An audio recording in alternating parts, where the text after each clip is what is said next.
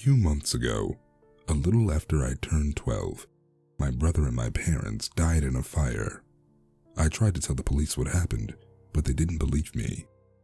We'd all been sitting in the living room watching TV when all four walls burst into flames all at once. I tried to run for the door, but the knob burned my hand. When I turned back to look for another way out, I saw a woman standing in the center of the room. She was taller than my dad and had a skin-tight dress made of blood-red feathers. She was leaning over my little brother, gently stroking his face until he fell asleep. Then she walked over and kissed my dad long and hard on the lips. The whole time, my mom just sat and watched, like she was about to doze off watching some old movie. I tried to shake her awake, and she seemed to stir for just a second. She put her arms around me, squeezing tighter than she ever had before. "It's okay," she whispered. "Just let it take you."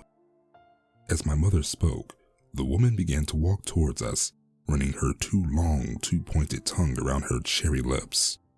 I think I would have died with them, except a fireman came crashing in the door. The next thing I knew, I woke up in a hospital. I tried to tell the doctors and cops my story, but they didn't buy it. Gas leak, they said. Our family wasn't exactly happy, but it was better than where I am now. I'm down in a group home just outside the city limits. My social worker, Miss Chan, told me it's one of the good ones. Out in the country, fresh air, not much history of complaints. The couple running the place, the Browns, are decent enough people, just kind of old. The food is pretty bland, but they keep the place clean and make sure we get to school on time. The big problem is the other kids. From the moment I got there, they decided to make my life hell. They call me Blister because of my hand, which is still healing from the fire, and everywhere they go, they pretend to smell bacon. There are 5 other boys here, and they're all pretty much assholes as far as I can tell. But the worst of them are Derek and his sidekick Mickey. Derek is only 14, but he's already almost 6 feet tall with long stringy hair that covered his dull eyes. He's got to weigh 300 pounds. The Browns had to buy him a new bed because the slats broke on his old one. Mickey was a string bean with knife scars all over his face and back. A few nights ago, he and Mickey pissed all on my stuff and stole my clothes when I went to take a shower. I stood in the bathroom crying until Miss Brown came to the door with some 2 big loner clothes and told me to go to bed. When I woke up that night, the lady was sitting at the foot of my bed watching me sleep. My feet felt hot near where she sat, like I had a bottle down there full of scalding water. "I was wondering when you'd get up," she said. I looked around the room. All of the other boys were sleeping. "Nasty little creatures," she added. "You should teach them a lesson." "Are you here to burn me?" I asked. She laughed and shook her head. "At first I wanted to," she said. "but I need you for something else.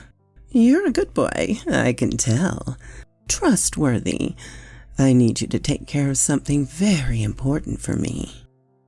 She opened her hand, uncurling her long, slender fingers to reveal a round white stone. "I think you're going to have a lot of fun together," she said, dropping the stone on the bed. "Do take good care of it, or I won't be needing you anymore, which would not be good for you." She blew me a kiss. "Have fun," she said. The next thing I knew, I woke up with the stone in my hand. It was hot, so hot I couldn't hold it for more than a few seconds. I dressed in the loose jeans I'd borrowed and shoved it in the pocket. That day, the Browns put us to work cutting firewood for winter. Everything was fine at first, until Mr. Brown headed inside to take a leak. Then Derek told Mickey to hold my arm down on a stump and loomed over me with the axe. "What if I just cut your hand off and called it an accident? Who'd believe you?" he asked. He leaned down and smiled wide at me. His breath made me want to throw up. He raised the axe. I think he might have really done it if his hair hadn't burst into flame. It happened all at once. The second he was smiling, ready to swing the axe, then bam, head on fire. His oily hair cackled and hissed in the cool autumn air. No one quite knew what to do. Derek rolled on the ground screaming, but the fire just wouldn't seem to go out. As he shouted, the rock in my pocket felt warmer than before, almost so hot that I had to take it out. Eventually, Mr. Brown came running with a bucket of water and put the fire out.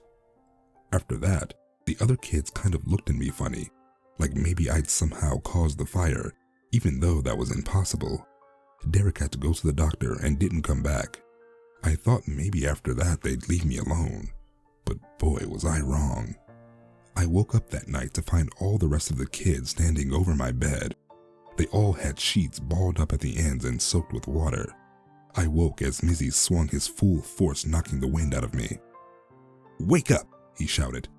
"You're gonna pay for what you did to Derek." "I didn't," I tried to say, but another blow collided with my stomach. My hand scrambled for the stone, which I tucked under my pillow, but I couldn't find it. "Looking for this?" asked Mickey, holding up the stone. "Saw you messing with it all day." Another blow landed. My vision went blurry.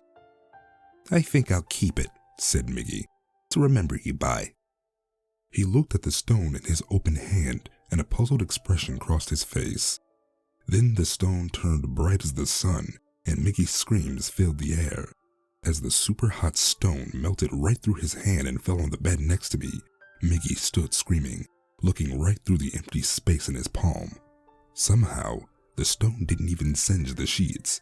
I picked it up and looked at the other boys, who were backing away from me now. "Kill him!" Mickey was shouting through his tears. "Kill him!" A couple took a step toward me. Then suddenly they were all on fire, each of them burning in isolation like candles on a birthday cake. They screamed for a few seconds and then fell, blackening on the ground. I quickly put on my shoes as the flames began to spread around the room. By the time I got out of the house, the whole thing was lit up pretty good. I hope the Browns got out, but they had a reputation for sleeping through almost anything. I'm on the road now, with nothing but my backpack and the clothes on my back, and the stone, of course. Holding it up in the cold night air, I see something inside of it now. It looks like a tiny red chick, all aglow and clawing to get out. And it's only as it begins to crack that I realize that it's not a rock at all, but an egg. The thing is coming out, crying for food, crying to burn, and I know I must feed it.